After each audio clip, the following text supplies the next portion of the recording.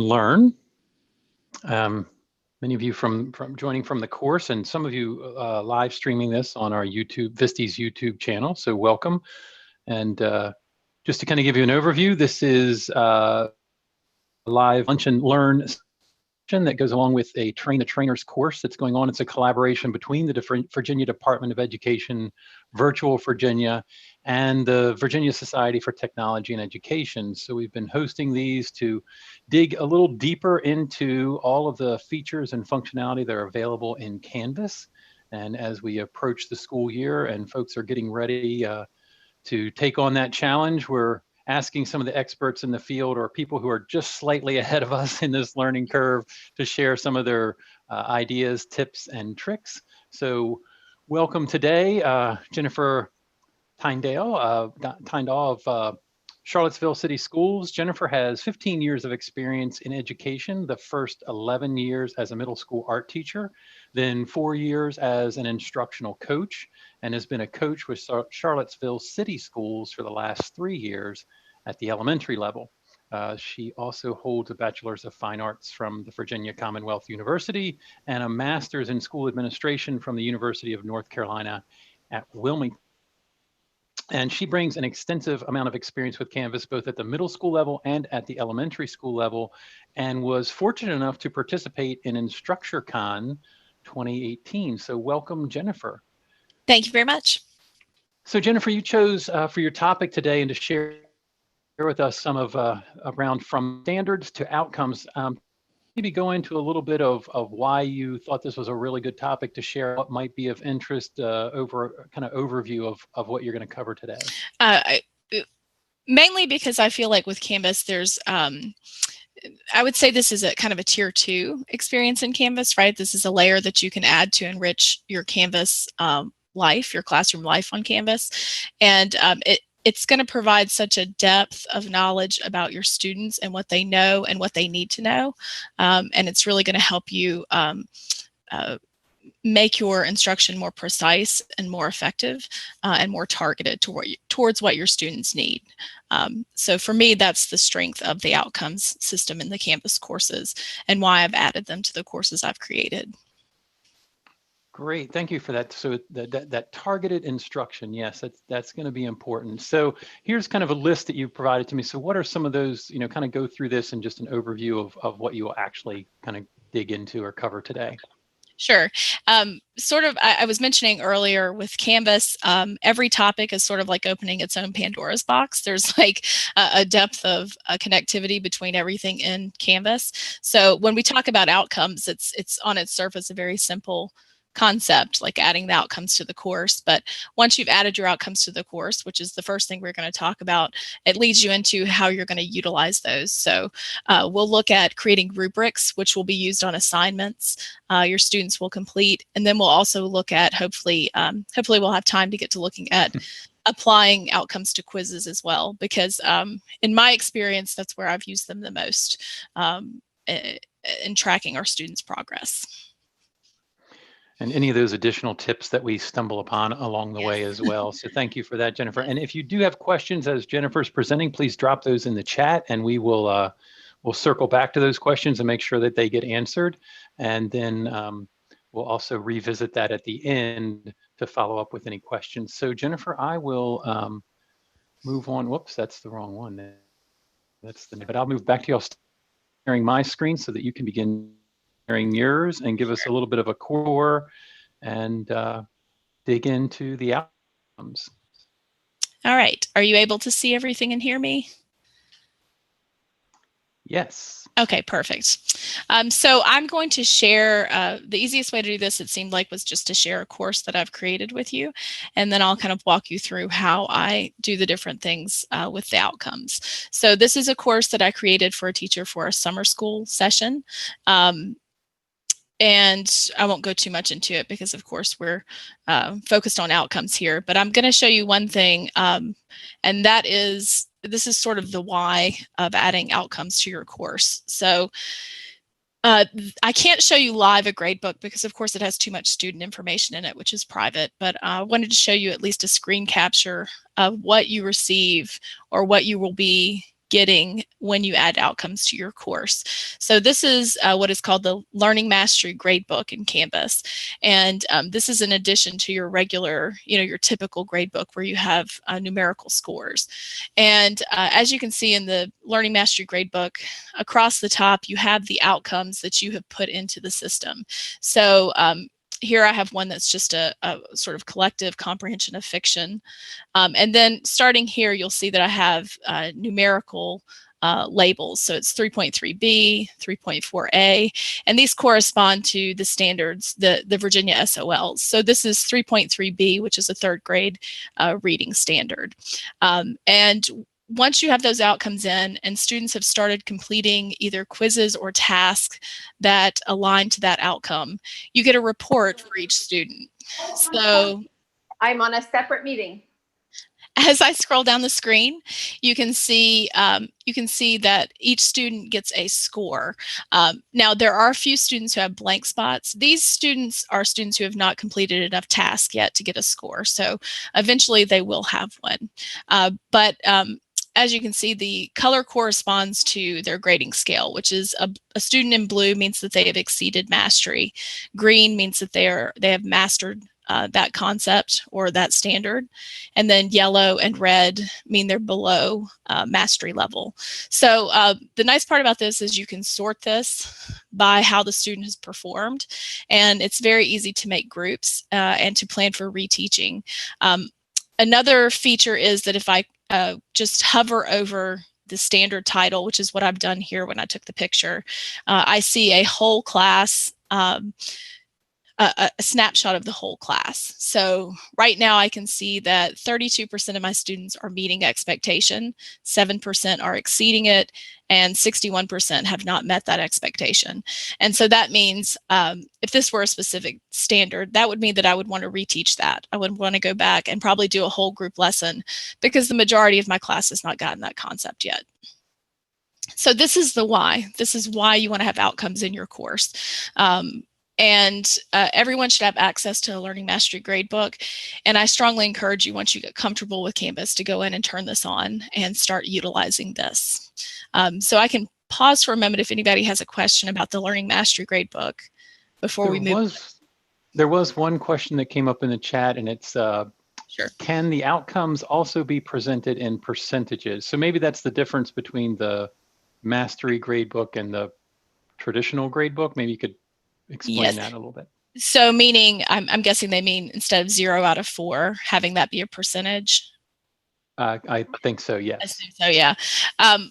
So this is a cumulative score given to a student based on every question they have answered across multiple assignments on, in this case, the standard 3.3b. As far as I know, you aren't able to change this, the 0 out of 4. I can't change that to a percentage unless I just went in and calculated myself. Now, they will still receive, for the discrete assignments they're completing, they still are going to get a score on that, and that's going to be reported to the regular gradebook.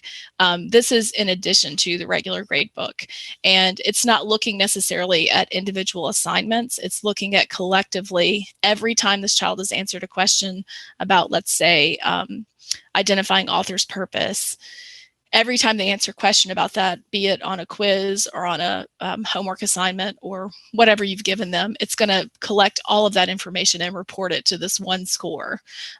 So this is collective and over time. And when we look at the outcomes, I'll show you a little bit about how it sets up the scoring of that. And maybe that will help make sense of why this page looks the way it does. Okay, well, thank you for that. Okay. So we'll move into setting up your outcomes. So on the left-hand menu, the course menu, in blue, you should have an outcomes icon. So I'm going to click on that.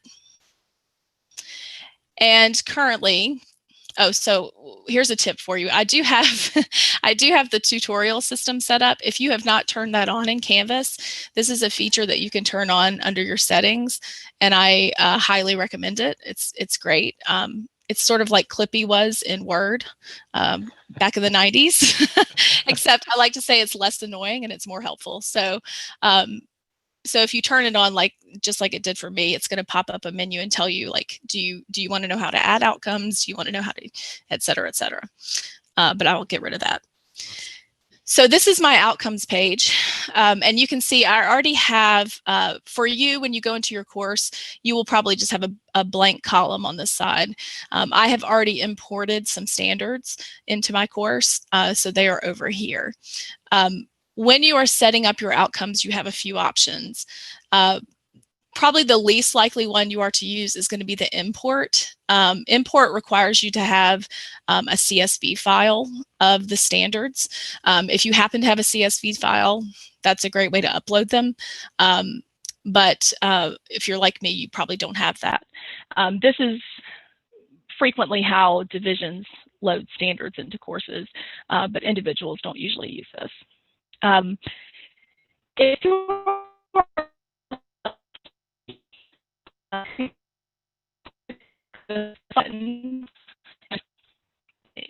your school division will have put standards into your account already.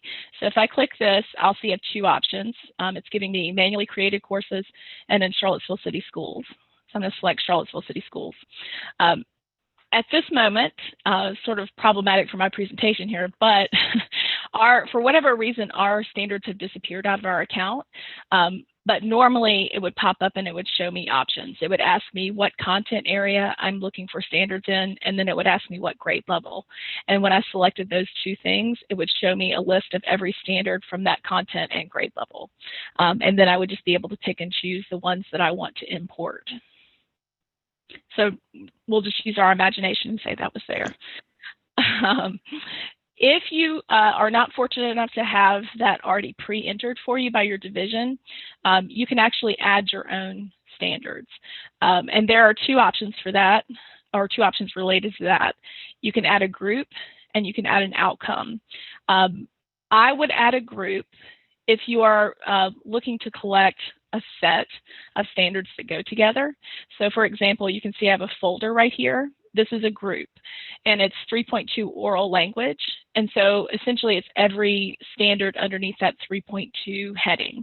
So when I click the group and open it out, it shows me 3.2A, B, C, D, and E.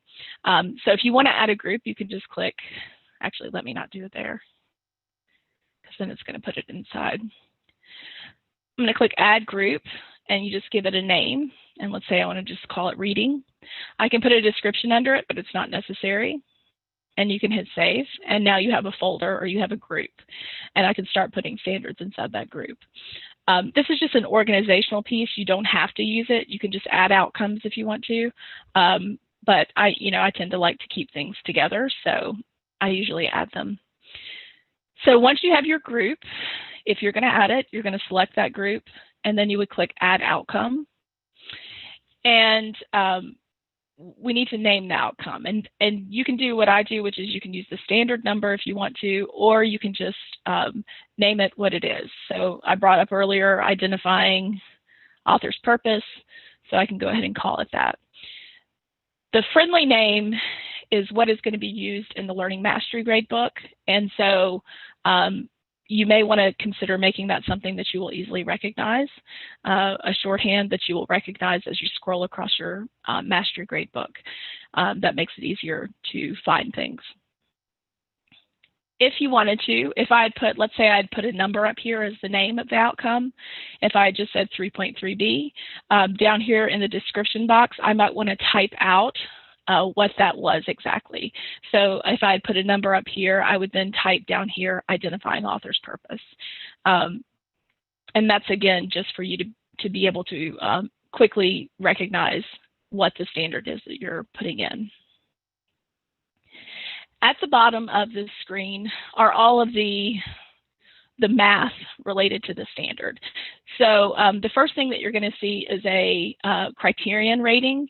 And these are the ratings that are used if you were to put this into a rubric. So let's say you wanted to use the identifying author's purpose standard on a rubric for an assignment. This is the scale that it's going to automatically put on that assignment, on that rubric. Now you'll notice this is the default settings for Canvas. So we have a scale of 5 points. And there are only essentially 3 categories. You have exceeds expectations, meets expectations, and does not meet expectations. If you're like me, you might want more categories. And so usually I'll hit insert here, and I'll put in a nearly meeting. And I'll usually set that at like a 2 and say okay. Because I find that that gives me a little more control when I'm scoring students.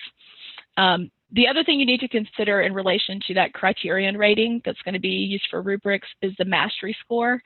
Right now they've got it set at 3, and again this is the default setting for Canvas.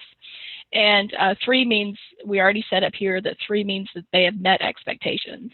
So you might think that mastery is a little bit more than meeting expectations, so you might want to set that at a 4 or a 3.5. It's entirely up to you. You can change or not change that setting as you find appropriate for your course.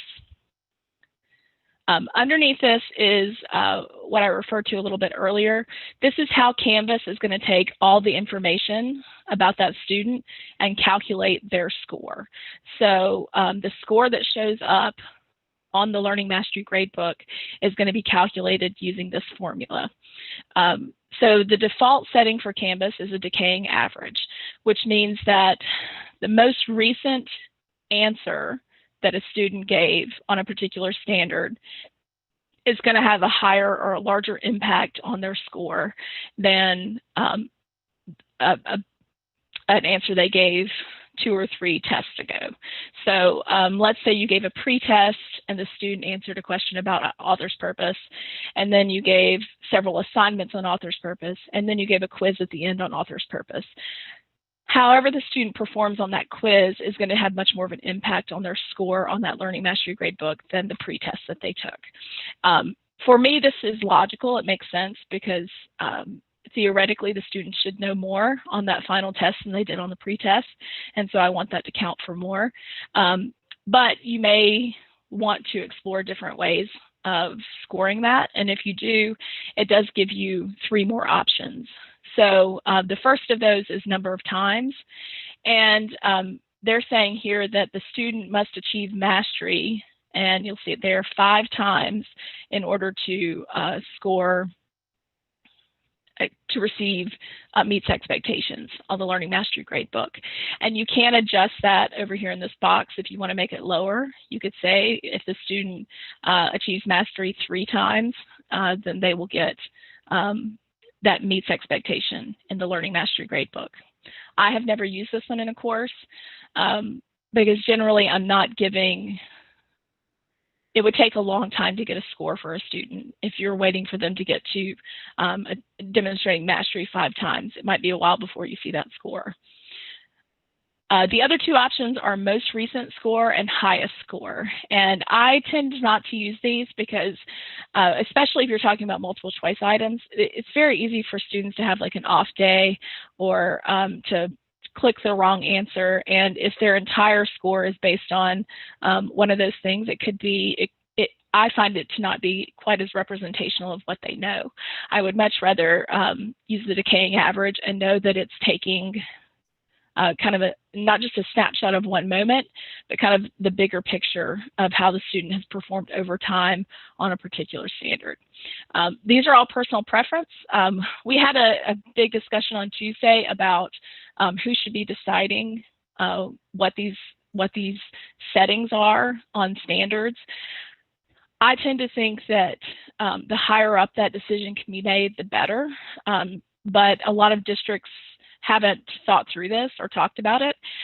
So at the very least, I would say if you can talk amongst your grade level or even your school and make a decision about what the best settings are for you and your students and what's going to give you the best, most representative picture of how your students are doing, and then make sure that all of your settings are set to that and all of your standards are set to that. So once you've picked everything and you've got it set up, you're going to hit save.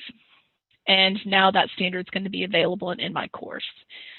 If you ever have an issue, you can always come back and delete or edit any standards that you've put in. I'm going to go ahead and delete this one out so you can see, and you just hit OK. And now it's going to take me back to the folder level, and you can also edit or delete folders as you need to. So that's the quick version of how you can put in an outcome. And before we move on, does anybody have any questions? So there are a couple from the chat. One of them is around, as you shown earlier, with getting the outcomes or those standards imported into the system. And as you mentioned, we know that Charlottesville had provided that for you. And that's one of the things that is, the question is, if somebody has that file, could they please share it so we're not starting all over? So we VSTE, Virtual Virginia, we'll work with some of the folks that have put this into place and have worked towards it to find what that file needs to look like, and do a little bit more work on connecting some of the Canvas learning management system administrators at the district level, so that can be set up and provided for teachers, and that's one less thing that they would have to worry about. There's a question around, let me go back through this to make sure that I get to these, that in the Virtual Virginia courses, that if there are any SOL or outcomes that are loaded into any of those courses. I don't know if Sarah or maybe somebody can comment towards that, either in the chat. Yes, go ahead, Sure. Sarah. So yes, the answer is yes. There are some loaded for those resources that were released prior to March 13th. And those were 14. They're primarily the math and science resources. All of the outcomes are in there already, and they're fully aligned in the question banks. So it will automatically populate for anything that is pulling from those question banks. So teachers can use those question banks for already created assessments, and they can use them to build new assessments. So that's the good news there. And in our instance, we have all of the standards loaded. So it is fairly easy to bring them in and align them. And for our new development going forward, we are going through and aligning them to try and make that job easier, because that's really the challenging part, I think. There are a lot of little steps, but the payoff is really a great one for being able to draw from that data. So good news there on that front. Yes, yeah. So if those outcomes, are in there, teachers can tap into what's there and not have to go through the process of creating or writing those based on the Virginia SOLs. And then let's see through here. It asks about when the division imports those, like what was the process from bringing those from the folder that Charlottesville City had shared with you, and bringing them into where you would tag these outcomes for a particular assignment. Is that a pretty easy process to get the list that you have showing on the screen now of ones that you'll utilize? Yeah, it's extremely easy. It will literally, I really wish it was still visible because I could show you, but it literally just shows you a list of every standard from the content and grade level that you have selected. And I can't remember if it's check boxes or, but you go through and you can select the ones that you want to import. So in the case of most courses, I was usually trying to track SOL or the tested standards, and so I would go through and import all of the tested standards into the course. And it's really, they usually come in with those default settings that I just talked about that Canvas sets up. The only work that would go into it is if you had decided that you wanted to change those settings, and then you do have to go in individually and change all those settings. But other than that, it's really very straightforward and simple, and truly the fastest way to get them in. Otherwise, you'll be sitting here just typing them in individually yourself, which is not ideal. I did Google and see if I could find maybe a CSV file that someone had created and put on the internet, but I could not find one. But it did occur to me that Canvas Commons might have some resources around that, but I didn't think to look for that until I was just sitting here now. So that might be another place that could be explored for that kind of resource if your district hasn't provided it. And then, yeah, since Charlottesville City's already taken that on, we might reach out to someone there just to find out a little bit more about how they set that into place. So that might be our our go-to person for finding out a little bit more of how that happens at the local level. And then, so moving down through the next one from Melanie asked, if you create an outcome and you don't put that into a group, is it fairly easy to add that to a group once you've created the outcome? Yes, I think you can probably just drag and drop it. So like I just dragged that 3.8 into the 3.11, and then I can drag it back out if I want to. So I think you can just drag them around. Right. So go ahead. Just that basic file management, that drag and drop feature. And then also I can see from yours that, that folder, creating the group, organizing, and then obviously it's going to be easier for you to find if you use that really strong naming convention as you're going through and creating those. So that's important. Yes. And then Mr. Luke asked if you can do both percentage grades and outcomes in your grade book, and would that be in the same grade book or two separate grade books? And I think as you get to creating the actual assignments and quizzes, you'll cover a little bit about how that looks for a grade versus tracking the outcomes. Yes. I mean, the short answer is it is two separate grade books, but they're that sounds more extreme than it is. They're like literally kind of layered on top of each other. So maybe at some point I'll see if I can show them what their grade book will look like. Well, actually, we could probably just do that now. Let me see if, I believe I'd already set it up in this course. So you have on your gradebook screen, you're going to have two options. This is the standard gradebook. And so across the top here, these are the tasks or the assignments that have been put into this course. This is a copy of a course, so I don't have any students, so I don't have any results, unfortunately. But this is the normal gradebook where you see your like typical score. So you would see for verbs, you would see like a 90 out of 90% or 9 out of 10, or however the scoring is set up. So here you can adjust here and show it as either 9 out of 10 or a percentage grade. It will do that on the regular grade book.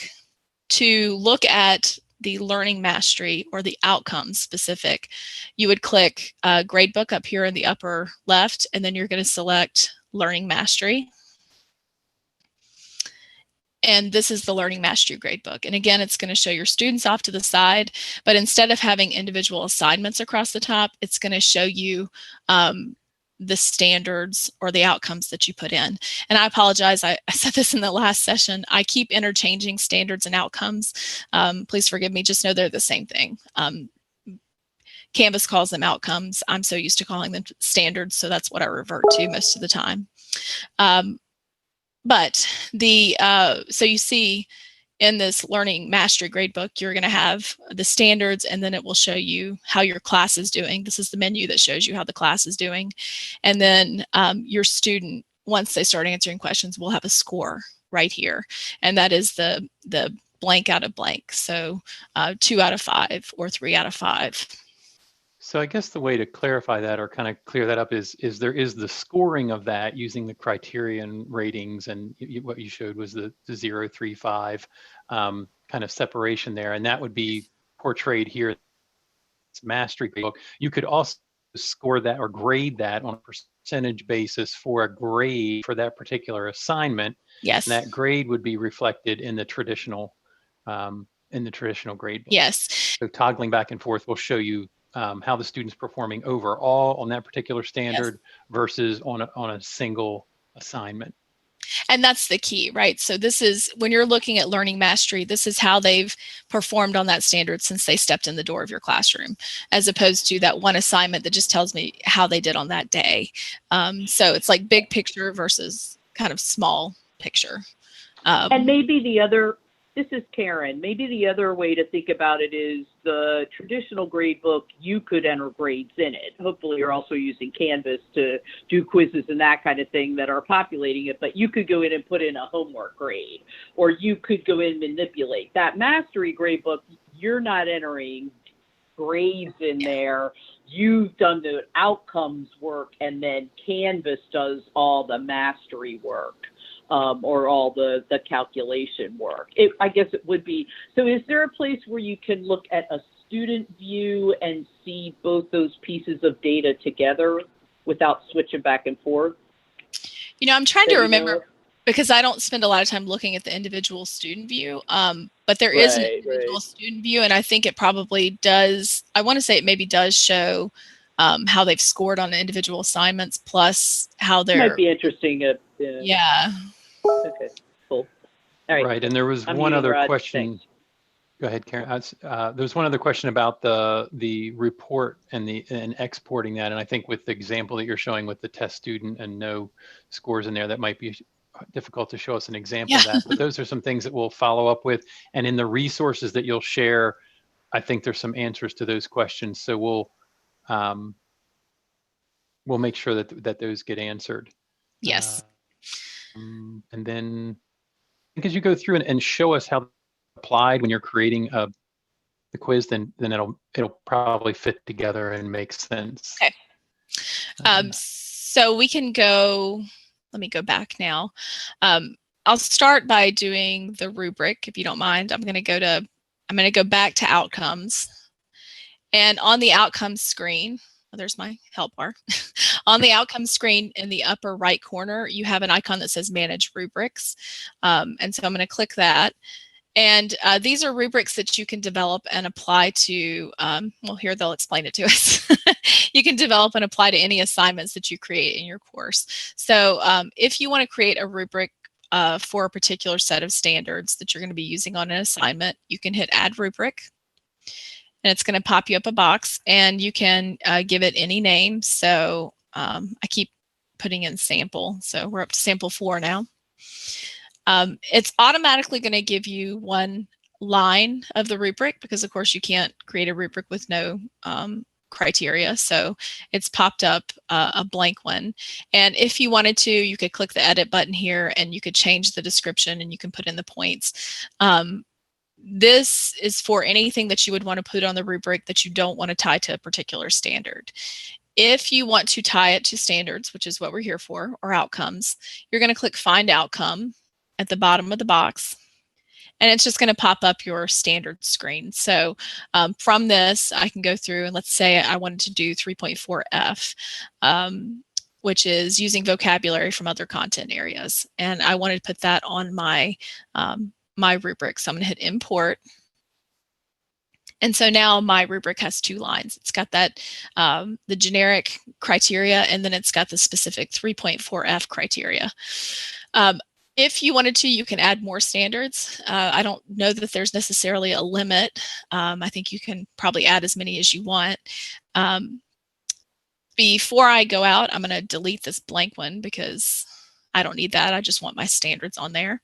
And I can see that right now, because I did not edit those standards, it's showing that they are on a 5-point scale and they can either exceed, meet, or not meet expectations. So 5 points, 3.5, or 0. And once I've got that set up the way I want it, I'm going to hit Create Rubric.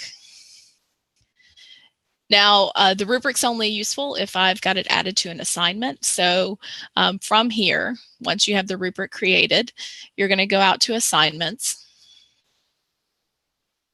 And I'll just pick one. So you'll notice that the assignment was already created. It's already in the system. I'm going to come down here at the bottom of the assignment, and it's going to show me Add Rubric. So I'm going to click that. And right now, here's the other option. So I created a rubric before I came into an assignment. You can also just directly from the assignment screen create your rubric, and it's the exact same menu. It gives you the a blank rubric that you can start to fill in. You can also from here find outcomes. But if you want to use one that you've already created, you're going to click on Find a Rubric.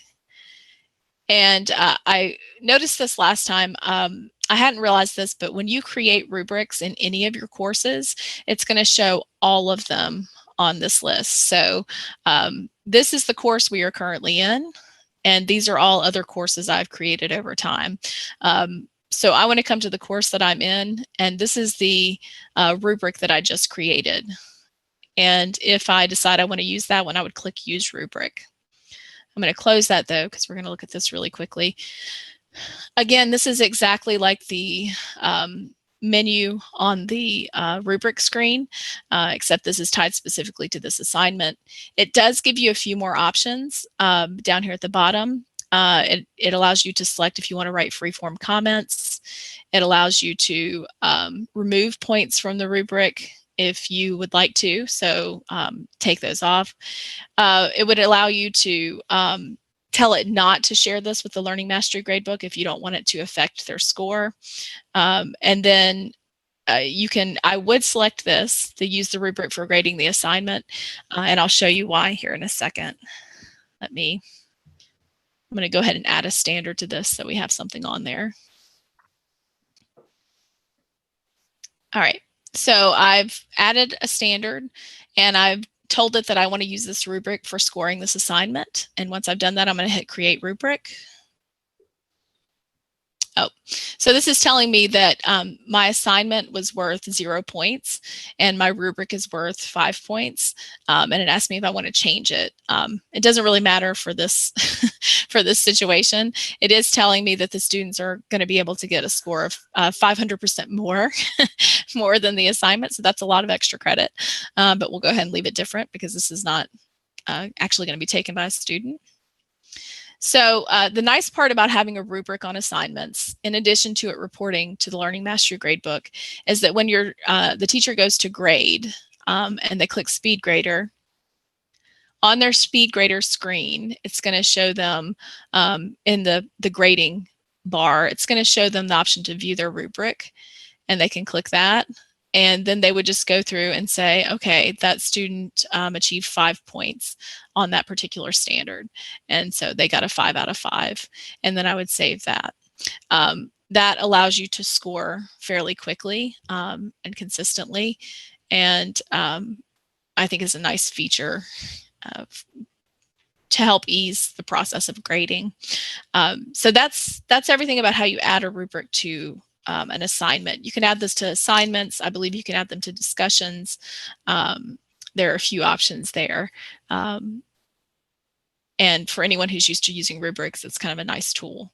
And that allows it to report student scores, not just on tests, but on regular classroom assignments to that Learning Mastery Gradebook. Does anybody have any questions before we go to the quizzes? There are a couple of questions that have come up in the chat, but they're on slightly different topics. So I mean, it's related to this, but not to what you have shown. But so just kind of overviewing that, when you click on the speed grader and you see the rubric, then you can score based on that rubric, and that would be the grade for this particular assignment. Like you registered that they would get the 5 points for this. Yes. So they could get the grade, but it would also, so that would show up in the grade book that 5 out of 5 for this particular assignment, and it would show the percentage for that. But it would also register then in the mastery grade book and impact their rating for this particular standard or outcome overall in that mastery grade book. So you, by using that rubric and scoring based on that rubric, you can accomplish both the letter grade or percentage grade for the assignment and recording that information for the mastery grade book? Yes, absolutely. And I think an important thing to note too, sort of related to that topic, is that when you're looking at a score for an assignment or for a quiz, generally speaking, I'm not giving them a test or an assignment just on one standard.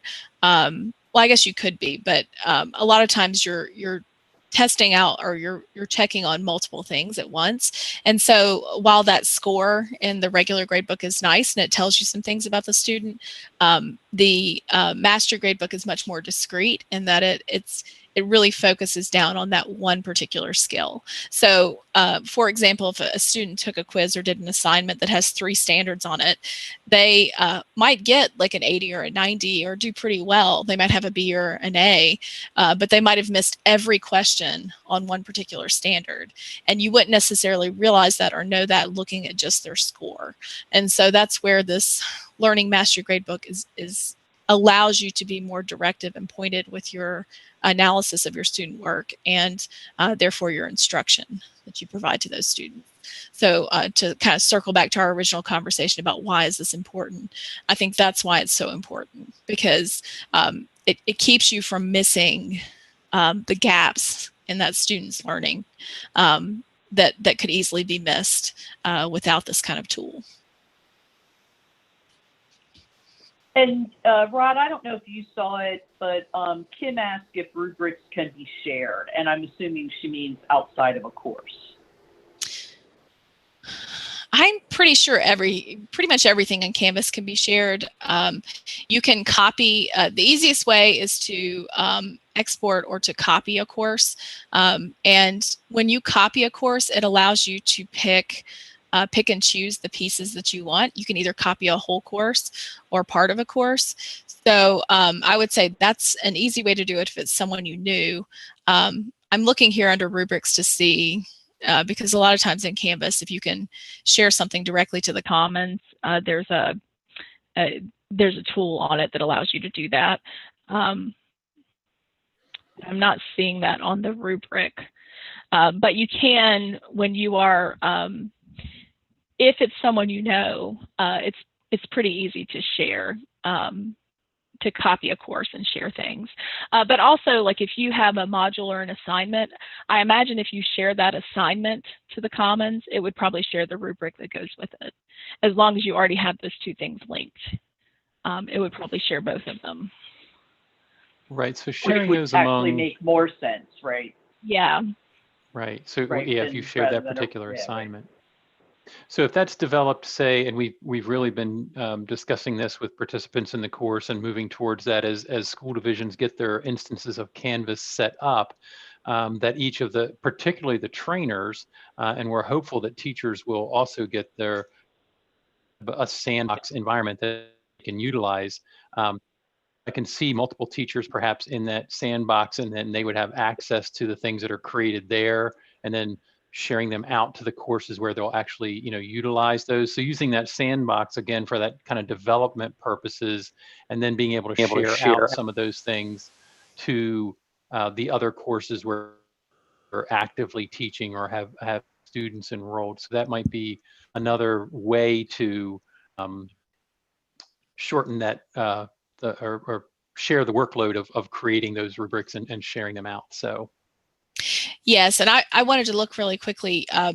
If you go under your settings, that's where I just went to, you can import content. And if I select up here, I can say copy a Canvas course, and I can look for, and this is going to search any of the courses that I have. Actually, it looks like any in Charlottesville, so it's actually giving me access to quite a few of them. So I can just pick a course that I want to import something for or from. And down here you see under content, it says, do I want all content or specific content? And so I would select that because I don't want to import the whole thing.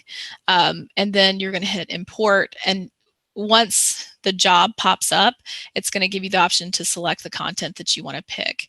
I picked the wrong course probably because there's nothing in that course yet, but there would be a menu here that would provide you options. And so it would say assignments, modules, quizzes. And on that menu, I would imagine it probably gives you the option to look for rubrics. I know you can, for certain, I know you can import standards from another course using this method. So that's something to look for. So there's no reason for all of us to go putting standards in if you aren't fortunate enough to be able to get them from your division. If you have to go type them in, there's no reason for everyone to do that. One person or a few of you can do it, and then you can import it to everyone else. So right, we're gonna work really hard to yes. get that import yes. file out to the district so that's one less step. But then sharing them among the courses, that's another thing that we'll ask some of the other trainers and get some advice as to how, there's usually more than one way, and we'll try to look for ways that are efficient and fewest steps and that kind of thing, and share that out as we go forward. And that's another really good purpose around creating this professional learning network through this course, is that as we discover things like that, we can share them with one another and solve some of those problems. And shorten that learning curve and share some of those ideas so that not everyone is starting from zero.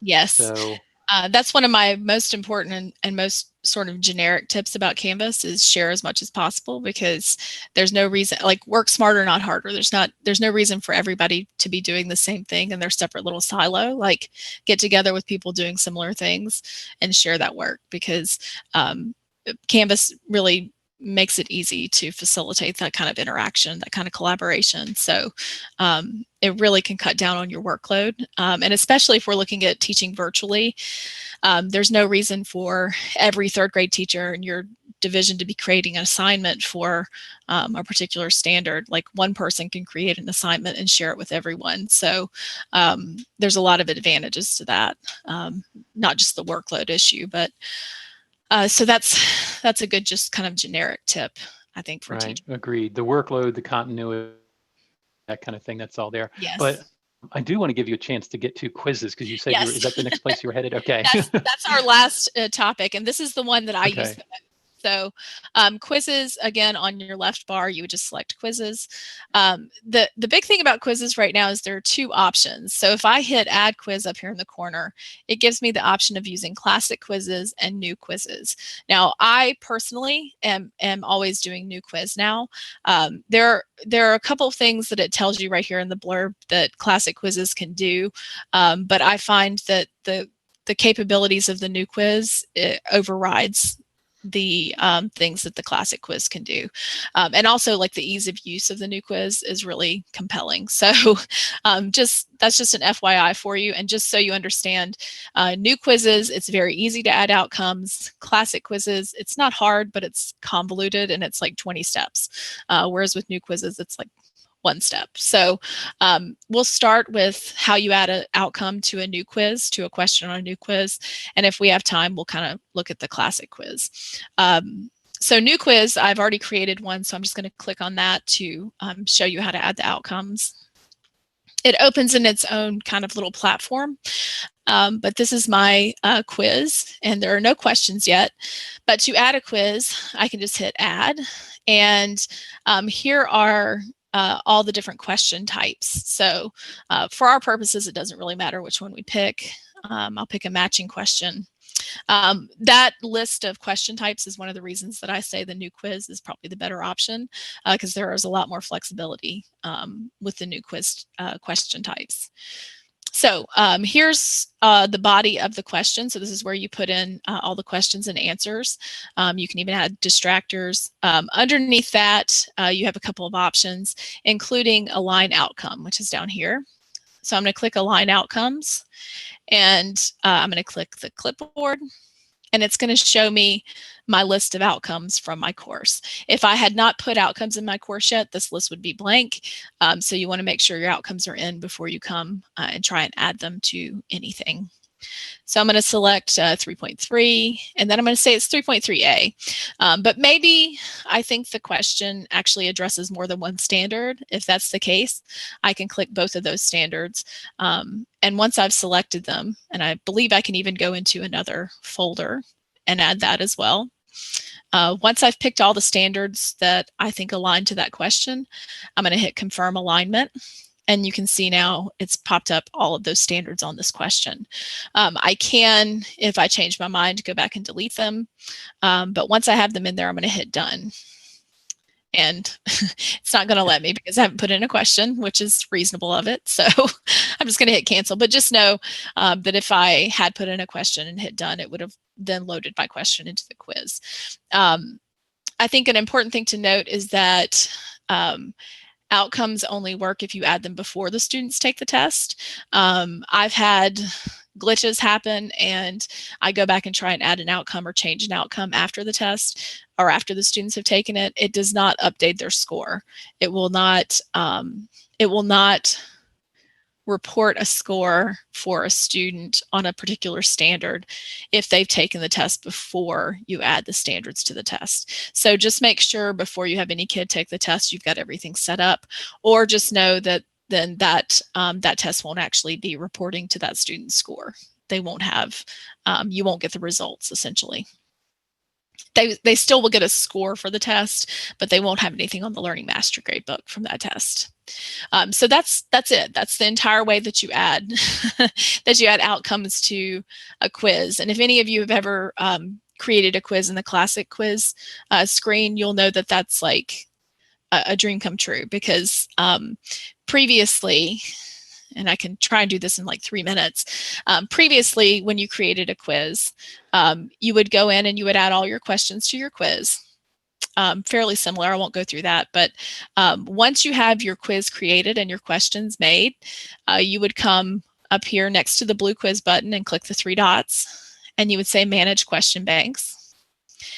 And all of your questions from your quiz would have been dumped into this unfiled questions folder. These are the question banks. So anytime you create a quiz, if you are not pulling your questions from a question bank, your questions will go into this unfiled questions folder. And you would have to come in, and then you would have to sort your questions out into other folders in order to align them with the standard. So for example, I took the question from that quiz and put it in 3.5C.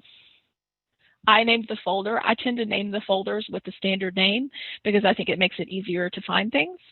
So I named that folder 3.5C because I aligned it with the standard 3.5C.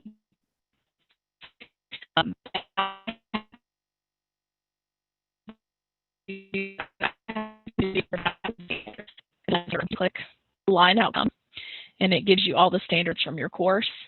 This was 3.5C, so that's what I selected. You can see over here it asks you to set a mastery, set mastery for the score at or above. So this is saying that the student has to score 60% or above to achieve mastery on that particular standard. And it gives you the other information about that standard, and you would hit import.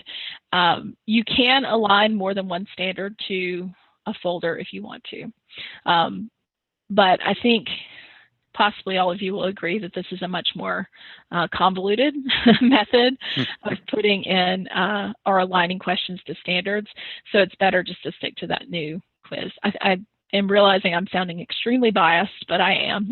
So I'll just own it and tell you that that's my opinion. And you're certainly welcome to go the other route as well, but just know that it's a lot more complex. And I think that's basically it for the quizzes. I'll leave off and so we can have a little bit of time for some questions if anybody has any questions. So I guess the big takeaway there is to aim at the new quiz if that feature is available. And I see Yes. one question in the chat that's asking about the instance that's set up for a particular district, that classic quiz is set up, and then getting new quiz turned on. That's more of, and correct me if I'm wrong, anyone from Virtual Virginia, but if at the district administrator level, that could be enabled to make that feature available. So that's again, and I think that's one of the bigger takeaways globally from this is there are some things for this to really happen that have to happen at the district level first.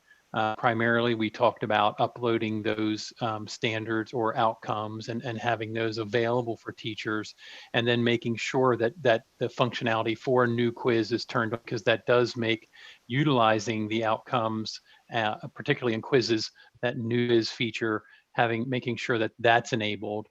There are some questions, and I think this came up in previous discussions as well, with just, good communication and a team approach to how this is happening with the implementation at the district level, with the administrators at the district level who are set up and moving the implementation of Canvas forward, and some of the features that teachers want to have available. And so one of the purposes of these sessions is, again, so you can ask those good questions of those district level administrators, how does this happen, or when can we expect to have this turned on? And then, so that's giving them enough information to ask the good questions or find out, because a lot of this is new to them as well, how to go about managing that side of it. Because first and foremost, they're going to be, connecting to student information system and getting users in and getting courses. So there are a lot of things that are probably in front of this at the district level in terms of implementation. But these are things that having an awareness of and what this looks like and how it can be utilized. Guides for that, so that conversation at the district level as to what needs to be put in place to make this available for teachers, particularly for the trainers, because you'll probably want to make sure that this is available and turned on, and those options are there for teachers prior to introducing some of these features, because that just-in-time training kind of aspect. If you show them that and it's not readily available, then you're probably going to have to move back through that process of introducing it. So. And people just get sad, right? You're just sad if you don't have it. Yeah. Really quick, this might be helpful to some people too. If you don't know if you have something or not, if you look under settings on your course and then across that top bar, go to feature options. This is a list of all essentially like the optional features in Canvas. And you can see really quickly what you do and don't have. So anywhere that I see like a toggle switch, this is something I can turn on and off. And anywhere it just says on, that is something that my division has turned on for all Canvas courses. So so in the case of new quizzes, that's something they turned on at the district level. Right. And this is very important, I should have told you this in the beginning too, for Learning Mastery Gradebook to appear and to work, you have to have outcomes in, and you also need to come here to the feature options and turn this toggle switch to on if you do not have it on already. So just make sure you do that as well. Yeah, that's good to know. And I think broadly speaking, that focused approach to really being able to zero in on some of the things that students are able to accomplish and areas where they might be struggling, the standards and outcomes will certainly help teachers to achieve that. But again, having those, that awareness of those settings and turned on at the district level and things that need to happen in that arena first is really good to know. So going to the settings and seeing if that's off at the district level, or if it's something that the teacher themselves needs to toggle on or off, that's a really good tip as well. So I guess that was under the additional tips asterisk at the beginning there, Jennifer, as we added those in. So anything else that you would just like to add as we close out? I'm not seeing any more direct questions for you in the chat.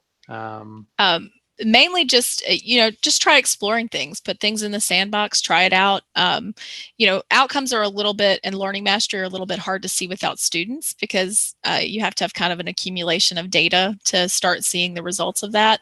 But definitely play around with like adding them to things. This is Karen. I was going to say, I think Karen. You made a subtle point earlier that maybe we should highlight. You said, I made outcomes for all the SOLs that are tested. Yes. So I'd say one of the approaches might be to even go a little narrower than that. If you've been teaching a subject for several years in a row, you probably have a good idea of what the biggest challenges are for students. Maybe dip your toes in the outcomes and mastery waters with that. Just start there. You don't need to do this for every SOL and everything like by August 15th too. Like put a tap on what the focus should be, because these are really powerful tools, and we saw how the Mastery Gradebook worked as well, and these are powerful tools. But look at that one area where, boy, this would really help me if I could break out that math data or those specific little things, and pick that and do that. And maybe you don't even teach that until October, and now you bought yourself a month and a half, right, to fool around with it. So we have overachievers in this state, and we love that a lot. But I think something like this, maybe a gentle reminder that it all doesn't have to be ready to go, on that first day kind of thing too. To play around. Anyway. I agree with that, Karen. And one of the things as I introduced Jennifer was, the years of experience and the time that she spent utilizing these tools. So this is where she is, further down the road. Many of us are really just getting started. So finding those entry points, finding those things that are, must-haves for teachers and getting started there. And then, but having that awareness of what they can grow towards, because this is, collaboration among many of the districts that are participating in this, and this professional learning network that's going to be established is ongoing. So we're not just trying to get to the end of the July or the beginning of the school year. This is something that we'll continue to support and grow our understanding of throughout this coming school year. And as this becomes more prevalent in school districts and teachers are using it, then I can foresee that extending even beyond this current school year. So we're really looking forward to folks like Jennifer. Thank you so much for coming today, sharing with us some of the things that you have discovered and have really our strong tools in this. Thank you for all the participants joining in and putting in some questions in the chat to kind of guide our discussion. We look forward to more of these Lunch and Learns next week. We'll be posting the schedule in the announcements for the course. And with that, we will close out for today. Thank you very much for attending.